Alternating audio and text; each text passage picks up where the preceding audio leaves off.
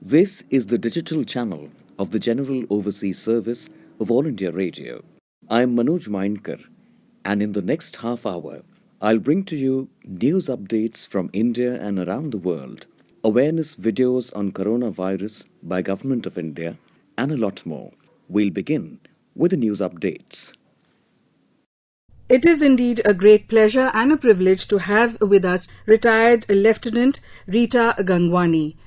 She is a trainer in soft skills, life skills and social skills and has trained many groups for pageantry like Teen India, Miss India, etc.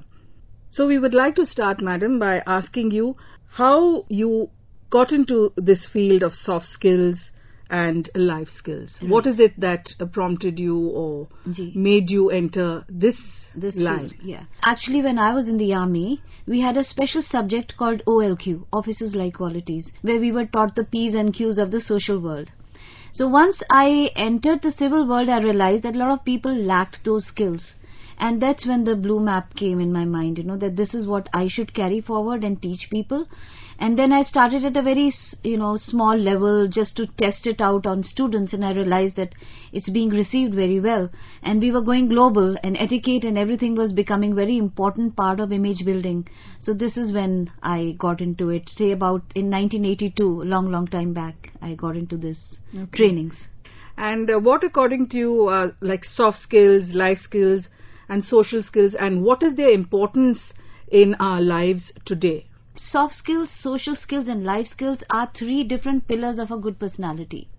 Now in soft skills is basically it's the other shoe. One is the hard skills, that is the degree which you have, and soft skills is basically the other soft shoe which you wear to deal with people. So in soft skills we have skills like interpersonal skills, presentation skills, interview skills, how to appear for group discussions and stuff like that. So a lot of these soft skills and business etiquette, how to deal with people, how to meet and greet with them, all that part comes into the soft skills, which is more for professional people rather than a common man. Then comes the social skills. Social skills is basically how to, live in the community, how to put up a right image in front of community with the right manners and etiquette. People saying thank yous and, giving gifts to people and inviting people over, a lot of things where manners are required, that comes in the social skills. And the third one is the life skills, which I think everyone needs, is anger management, ego management, stress management. So these are all aspects. If they are balanced in life, a person definitely lands up with a very good personality.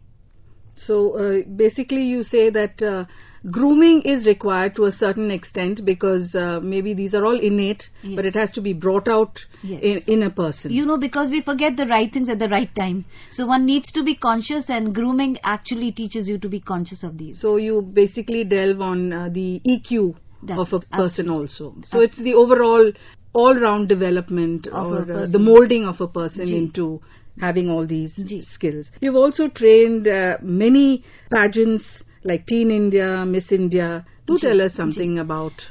Okay, now the thing is that a lot of these students, everybody is now wanting to get into the glamour world. And the best way is to get it through pageantry. So you get into Bollywood, you get into serials. But unfortunately, most of these people who come for, or the students who come for these pageantries, are not well aware what is required. So this is where I step in. I teach them their communication skills. I teach them how to dress well. I teach them the ramp walk. I teach them how to answer questions and answers. So what I basically do is to prepare them for an international field, so that wherever they go, not only they are able to project their own selves, but also project our country, India, in a very nice manner, so that people actually get an idea where India has reached now. So this is how. So they're basically the face of India, which they represent at various international pageants, contests. You've also done Bollywood. You mentioned to me earlier. Yeah, that's so right. Could you just tell us how it happened and what exactly did you do in Bollywood? It happened like everybody else. I also have some wish list, and I always wanted to see myself on screen. So I went for an audition, got through it, and my first film was Delhi in a Day, which is produced by Nomad Productions, and Prashant Nair is the director. and my role was there as a page 3 personality, Okay. a very irritating page 3 personality, and actually got many international awards at the film festivals. Okay. And my second one is, again, it's a short film called Sach Kya Hai, in which I'm playing a deadly mother-in-law who's after dowry. Okay. So it's yet to be released. I see. But yes, it is like everyone else. My wish list is getting completed, and I enjoy acting because it's a very good way of bringing out your emotions. So what else is there on your wish list? Well, there are plenty. Okay. Quite long. Yes, it's long. Okay. It's long. Yes, ma'am. And you've also recently brought out a book, Yes. The Ultimate Grooming Bible. That's right, ma'am. So what is it that prompted you to write this book, and what has been the response of The book. Yes. Yeah. What prompted me to write this book is, ma'am, that there are a lot of people who actually want to get into grooming and pageantry and actually builds their personality, but they are in small remote areas, in small villages, and they're unable to get to internets and stuff like that. So my idea was to get to them through a medium of a book, which they can either buy from a bookstore or from a bus stand or anywhere, where right from top to toe everything is covered on how to groom yourself. So And this could be termed as a Bible. as a Bible. For And them. the best part is that the foreword of this book has been written by Sushmita Sen, Okay. who is considered to be Yes. an ultimate in beauty, and it's been blessed by Padam Shri Dr. Sonal Mansingh ji. So I have everything going in this book. So you talk of etiquette, it's there. You talk of grooming, it's there. You talk of anything and everything I could think of on building a personality, it's in that book. Since you deal mainly with women, with the No, female... women is one part of it. I Okay. deal with all genders and all age Okay, groups. okay. So what has been your experience when you were grooming women, per se? Women, well, that's a very difficult time when I have with them, because most of the women, unfortunately, are fashion victims. They do not realize their own potential. What they do is just copy others. You know, if this looks nice on her, it might look nice on me. Least realizing that they have a different body, different structure, different skin tone. So it takes me a lot of time to convince them to find their true selves. And the second thing, they want everything instant, you know, because we, as women, me being a woman, I realize that we are conditioned in such a way, we want everything fast so that we can get some time for ourselves. So the second thing I deal with them is to actually teach them the positivity and patience. But yes, I enjoy, because women are very moldable, and they're not like men, rigid. They're moldable. So if they are convinced, they actually get to molding themselves properly. And since this is our program, Women's World, what is your message for women? Okay, well, I have two main messages. One, as I just said, every woman out there not to compare herself to anyone else. Every person is unique. Every person is unique. What we normally do, most of the women, including me, even now, we stand in front of the mirror every day in the morning and we look at the worst part of us. I wish I had better hair. I wish I had better nose. So we keep focusing on our negative Negatives, points. yes. And when you focus on the negatives, it becomes very big. So instead of focusing on the negatives, start focusing on your positive. Oh, I have such beautiful eyes. Oh, I have such nice fair skin, or whatever. Everybody has something Yes, different. that's true. So look at your positives rather than your negatives and try to work more on that. And second thing is to be more positive. It's very important to be positive, because the ups and downs in life always come with everyone. Some people know how to handle them and some people don't know how to handle them. But if you think positive, you know, I normally tell them to wear a rubber band. So every time they get a negative thought, I tell them to pull at that rubber band, punish themselves for thinking negative. Two things happen. Instantly with that pain, their mind gets diverted. And they know that they are punishing themselves for the negative thought. So second thing is the positivity, and third is to have patience. These are the three most important lessons I think as women we must learn. Definitely. And then I think you live your life better. Yeah, that's And true. it's more meaningful when you inculcate these Accept these yourself attributes. as you are is the main message behind the whole thing. Can you relate to us some of your interesting experiences while you were training people to take part in these pageants? Yeah, one of the most interesting thing which I faced was there was a particular contestant who was not very fair. She was very, very dark in skin, but very, very beautiful. But unfortunately, she was not looking at her beauty. She was only comparing, sitting in that classroom all the time, you know, sitting in one corner and feeling bad that the others are so pretty and they are so fair. and she was absolutely dark. And it took me a long time to bring her out of the shell, to the extent that now she is walking the Paris Fashion Week. And she's in fact one of the most sought after models. So what is interesting for me, or at that time, was the challenge to make her understand the value of her beauty, that how duskiness itself is a beauty in its own. And of course, there are some hilarious incidences that when you tell students not to do a particular thing on stage, but they think they must do it, and then they do it. So yes, it's the pageantry world is full of lot of interesting facts, and and also incidences where I really feel proud to have touched some lives. And what are your future plans? What do you plan to do in the near future? Yeah, and my next wish list is to open a Sanskar school. Okay. Because when I train at various schools, I realized today's generation, the little kids have no idea about simple things like what is the meaning of namaste, or why we ring a bell in a temple, or why we touch the feet of our parents.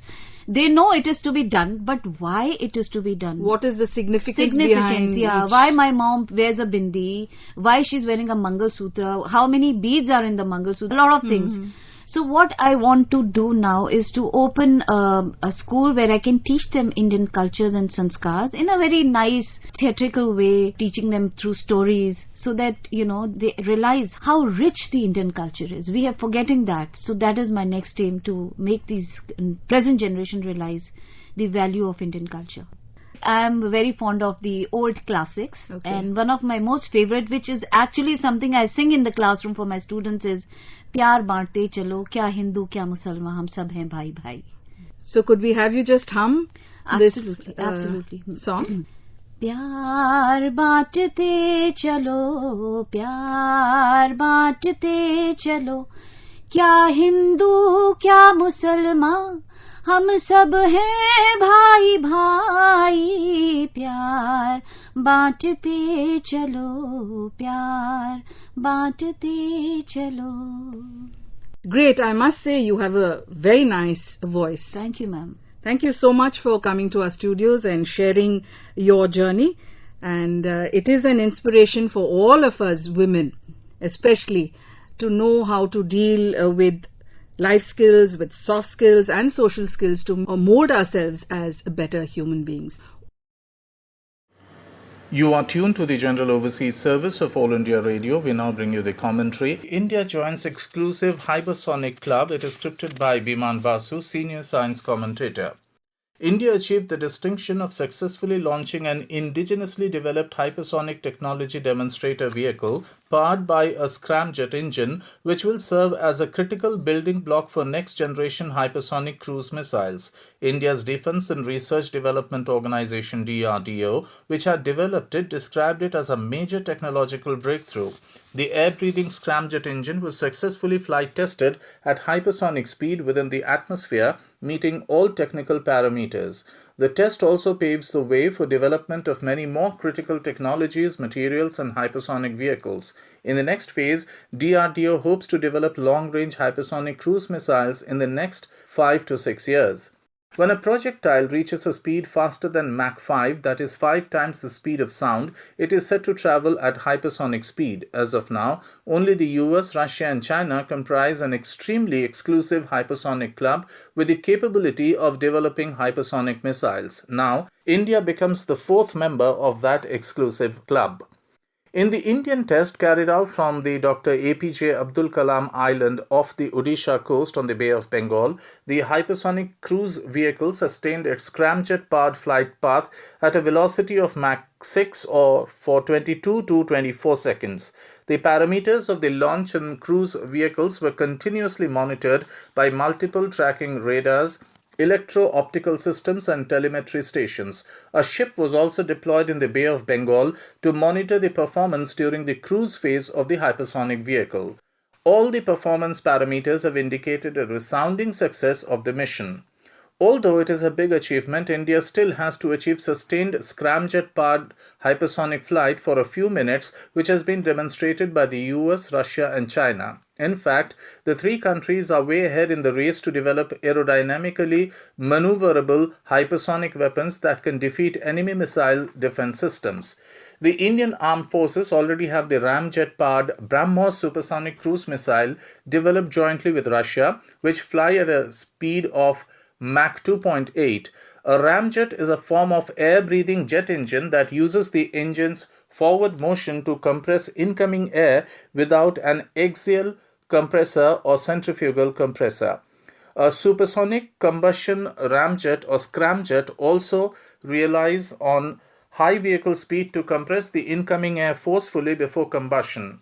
Whereas a ramjet decelerates the air to subsonic velocities before combustion, the airflow in a scramjet remains supersonic throughout. Ramjet works most effectively at supersonic speeds of around 3 Mach and can operate up to speeds of Mach 6. However, the ramjet efficiency starts to drop when the vehicle reaches hypersonic speeds. On the other hand, a scramjet efficiently operates at hypersonic speeds and allows supersonic combustion. The complex technology behind the hypersonic test demonstration vehicle also has civilian applications like low-cost launching of small satellites. Today, satellites are launched into orbit by multi-stage satellite launch vehicles that can be used only once and are therefore expensive. Also, their efficiency is low because they can carry only 2 to 4% of their lift-off mass to orbit. Moreover, nearly 70% of the propellant carried by today's launch vehicles consist of oxidizer that provides oxygen for combustion. Therefore, the cost of placing a satellite in orbit can be substantially reduced if the next generation launch vehicles use a propulsion system that can utilize the atmospheric oxygen during their flight through the atmosphere. Scramjet-powered launch vehicles can achieve that. That was a commentary, India Joins Exclusive Hypersonic Club. It was scripted by Biman Basu, senior science commentator, and read by Kaushik Rai. This broadcast came to you from the General Overseas Service of All India Radio. This broadcast came to you from the digital channel of the General Overseas Service of All India Radio.